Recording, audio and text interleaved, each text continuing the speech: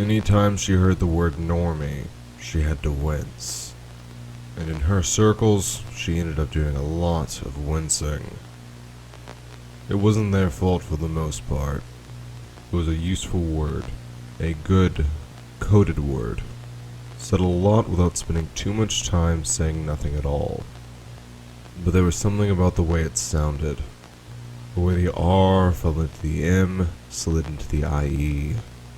And that's not even touching the displeasure of NO. Dahlia hated walking to the post office. Her campus was small, quaint small. The post office was a 5 to 10 minute walk from where she lived if she felt like moseying. And Dahlia tended towards moseying. It was in a small town, and to be honest, most of the town was the campus, if not the entire town itself. Being in a small environment like this one she was in made her lazy. It made her resent having to walk up a hill to go to the dining hall. It made her resent her weird roommate who looked at her like she was an alien. And it made her think it was more of a pain in the ass and was worth it to go to the post office to get her birthday presents. Her hands jammed in her pockets, black coat kept tight against her skinniness. She wondered and wandered. Her boots were getting covered in salt and slush, but that was what her boots were for. Still, they were black and nice and new and just from Christmas. When she came to the post office, she tried to shake off the slush, stomping on a sad, wet mat that got caught in the door every time it was opened. This is someone's fetish, She said, and Atani looked at her with even more growing horror than usual. Really, she wanted to like them. Just because someone was rural didn't make them bad. Her grandparents had been farmers and they lived in bumfuck nowhere, Ohio. Just in a different part of the state than her own personal slice of bumfuck nowhere. The P.O. boxes were small. Way too small. Most of them were for students rented out by year. Most of them were filled with junk mail. Most of them clearly hadn't been checked in a while. Her box was one of countless in rows and columns, with just a hint of glass and some nice old-timey brass. It looked quaint. She turned the knob set in the wall and it made her think of her high school locker. Gym class. Towels around waists and that weird move dudes did when they tuck their balls between their legs and trick people to look at their weird thigh gap. That was the first time I saw tucking. She said to no one, for no one. Art is over. 1 billion million dead. When she unlocked the box, she pulled out a hefty amount of junk mail, some actual addressed letters, and 3 slips to get something too big to fit in the little cubby. She sighed, shoved the rest of the mail that actually mattered into her canvas bag, and marched through the door into the extremely small town post office. Really, it was just a guy behind a desk with some mail behind him. That didn't strike her as a post office. Sure, she could mail stuff and get stuff, but what sense did it make to call something so small a post office? A mini office maybe, if anything. The old man behind the counter gave her the same awkward, unsure smile when he saw her that people around the town always did. The guy clearly wasn't sure what he was supposed to call her. That was the way it was with old people. But at least the post office general, or whatever his position entailed, was nice enough not to drop some slurs or anything. Of course, that didn't mean he was going to use any pronouns either. Well, hi there. A perfectly polite man. She wondered if he would think of her as a faggot or something as soon as she left. She tried not to let it bother her. If she wondered if everyone she saw thought she was a degenerate, she wouldn't have time for other, more serious forms of self-loathing. Yeah, I got a package here. 3 packages. 3. Here. And she puts the slips on the counter, holding her arms at her side. She wondered if that was all she had to do, all she had to say. She stuffed her hands into the bag and said, Do you want to see my ID? The old man waved her away without looking, eyes on the tickets. He picked them up and walked deep into the post office mailroom. which was actually only a few feet away. In fact, she even watched him bend over and pick up 3 packages. One was thick in a big white United States post office envelope type thing, probably fit to burst. The other was a cardboard box covered in enough duct tape to probably fix a bridge or something, but like a big bridge. The other was a small box, kind of shaped like a ring box. She hoped it wasn't a ring. She loved Andy, but Dahlia wasn't exactly the type of girl to get married. Anytime soon, at least. Did people mail proposals? People probably didn't mail proposals.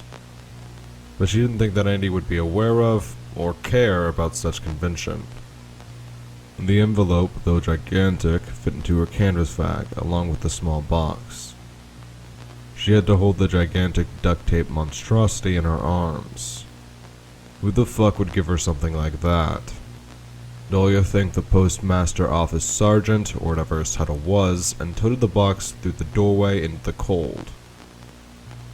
It'll suck to drop off her shit before her next class, but whatever. At times like this, going to a small college was great. Still, she wished she was magic. Like a character from Hunter x Hunter. Wasn't that what they were like? She wondered if Jude could fuck up enough and accidentally spec all of his magic wrong. Could Armand do Nen? Could they ever use up all their magic? Was it like a JRPG with an MP gauge? Did they have to give something up to be able to get stronger?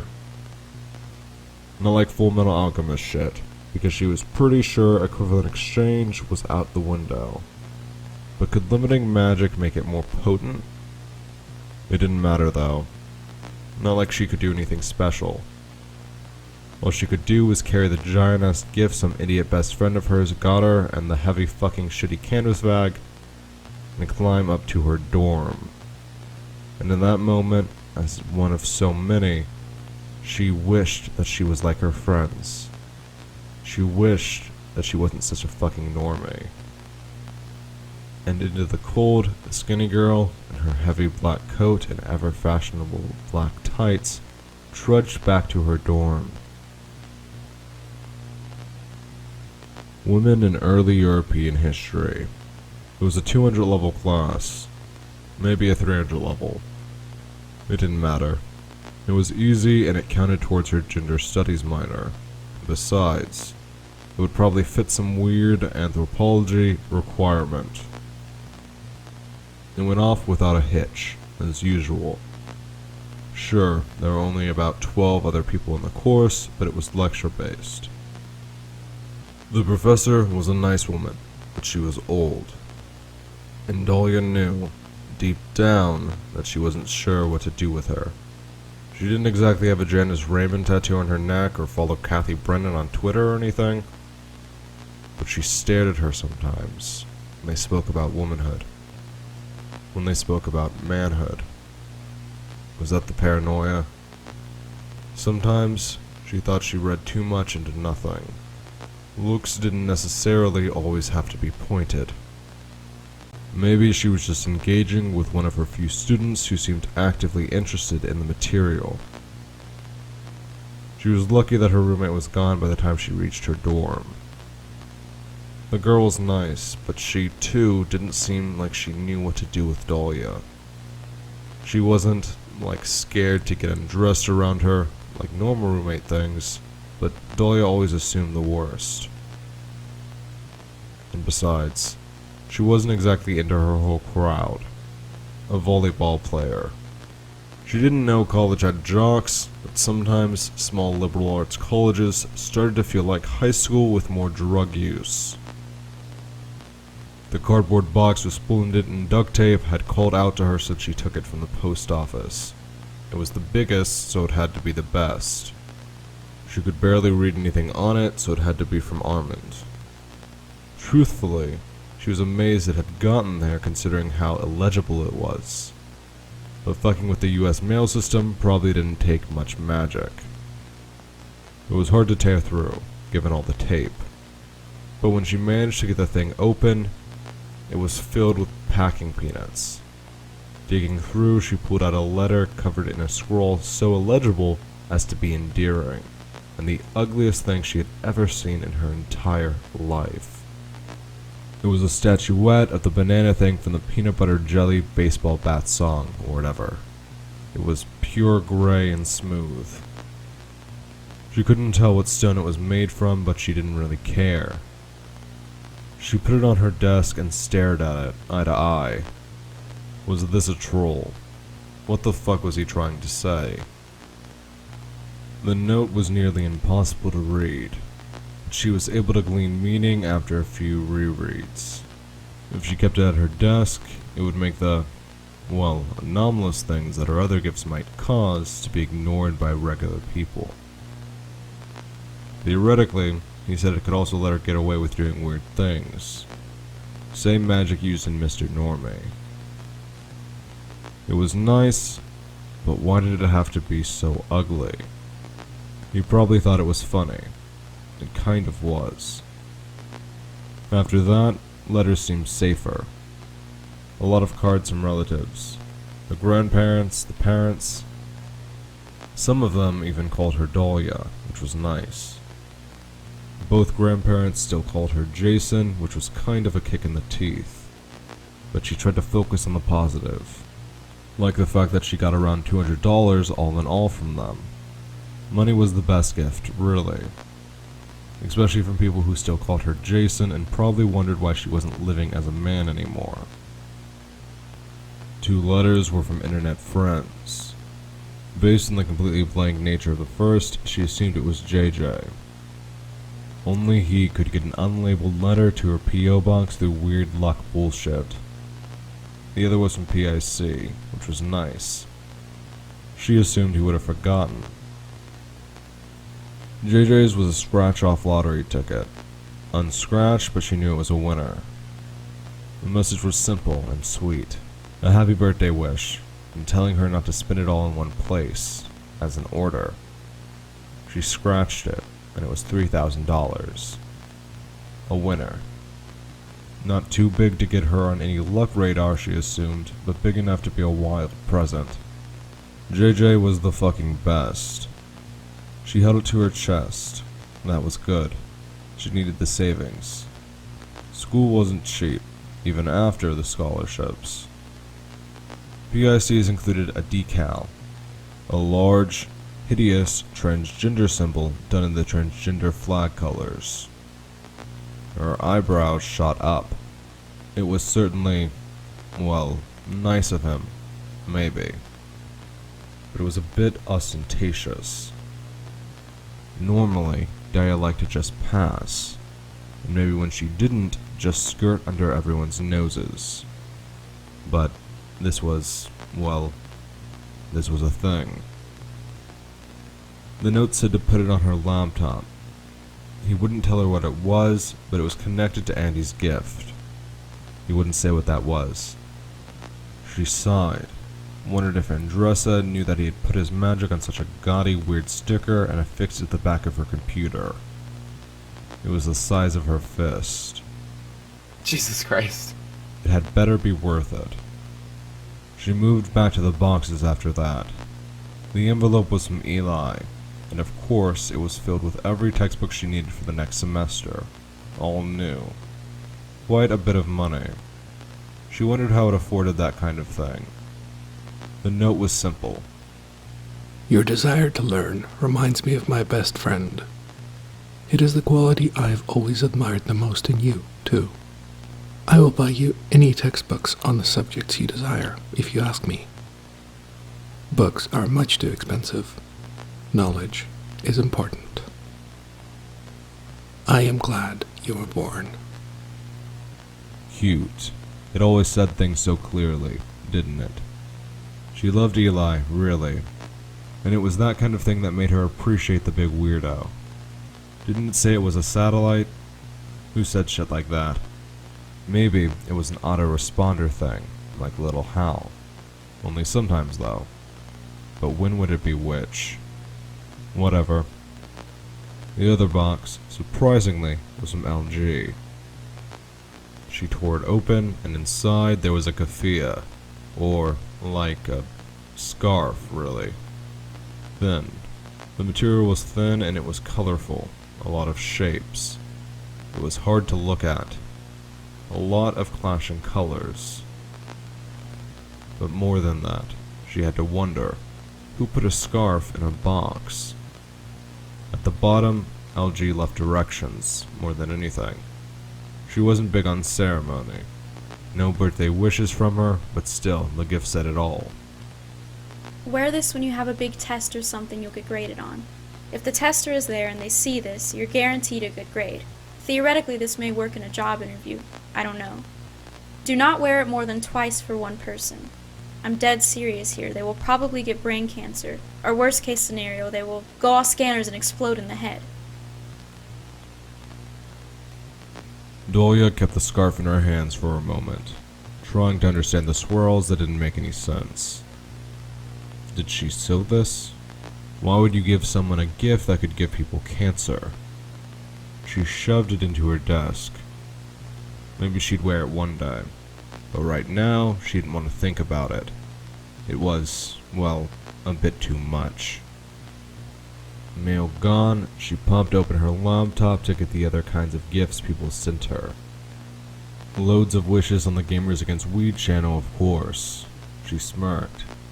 They were named the channel topic, hetcopoggg's birthday palace. She wasn't in the mood yet, of course.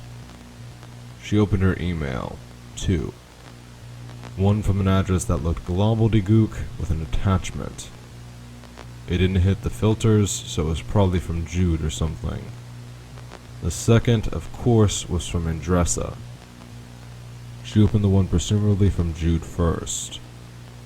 Inside was an image attachment called hbd.jpg, which she immediately opened.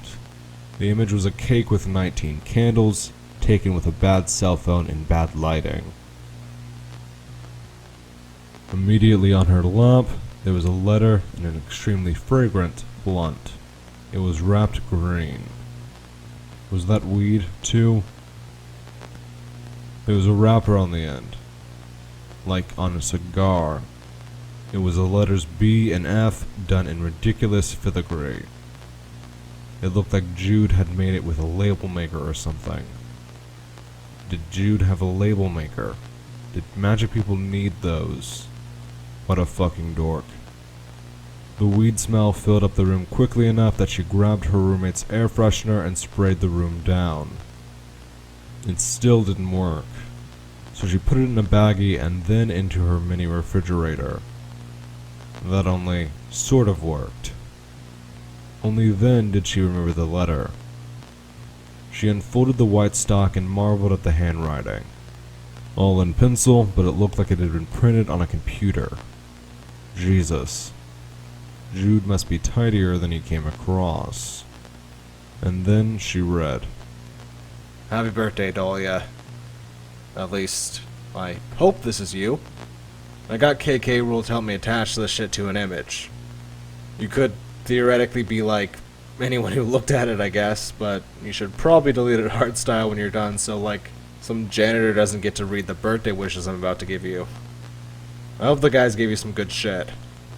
Don't get offended if Bones didn't get you anything.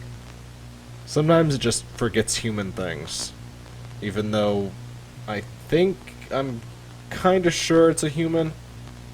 Maybe sometimes a robot, but who isn't? LG told me about her gift, actually. Kinda wild. I don't know if you need it, though. You've always been the most level-headed out of all of us. You're smart, is what I mean.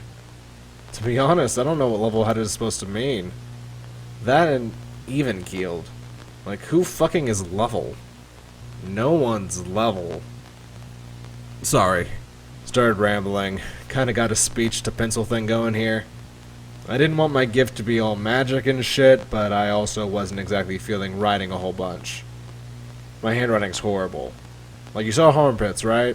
Fucking wild-styled bad. Imagine that, but worse, and also it's in cursive. That's me. Yeah, welcome to Hell's Right. And then I started rambling again. Sorry. Listen, Dahlia. I think, out of all of them, You're the most like me. And I'm so happy you've decided to stay with us. I'm so happy you've managed to find what seems to be pretty serious shit loveways with a person who's really cool. We're all insufferable show-offs who make bad jokes, but yours have always been the best. Because they're honest. They're homemade and, well, rooted in a place that isn't a magic dick-waving contest. I've always appreciated that about you. You've kept us grounded more than you could ever realize. I thought real hard about what to give you for your birthday. I thought about giving you the surgery, magic ways. I mean, I've done it before in reverse. It was on myself, but like, it's gotta be pretty much the same thing, right? But that's like wild, invasive, and kind of weird, right? I'd have asked, of course, but like, fuck. I wanted this to be about you. I wanted to give you something made by me that took actual effort. Not just some hand waves and an idea about how you want to live your life. Besides this letter. But like I said, I've always been bad at the whole handwriting thing. The weed is really good. I bought it. I don't make weed because it never tastes right. Or maybe I don't think it tastes right. Sometimes my magic doesn't make sense. I got the wrap from the store. It's weed wrapped in weed. I could tell you what the strain is called and everything, but that's just about as dick-wavy as if I had magicked it. I rolled it for you. They used to call me the roller, you know, in my life before. I don't smoke a lot of blunts anymore, which is funny because, you know, the name. I've always been told mine were the best, though. There's no magic on it. Be careful where you smoke it. Keep your head down. I don't want my gift to get you in trouble, but I also want you to be able to relax. You do a lot of work keeping us all grounded. And I think having the moodiest significant other in the world, no offense of course to the beloved GCM, entitles you to get real high on a night of your choosing. You're special to all of us, Dahlia. I'm happy you stayed.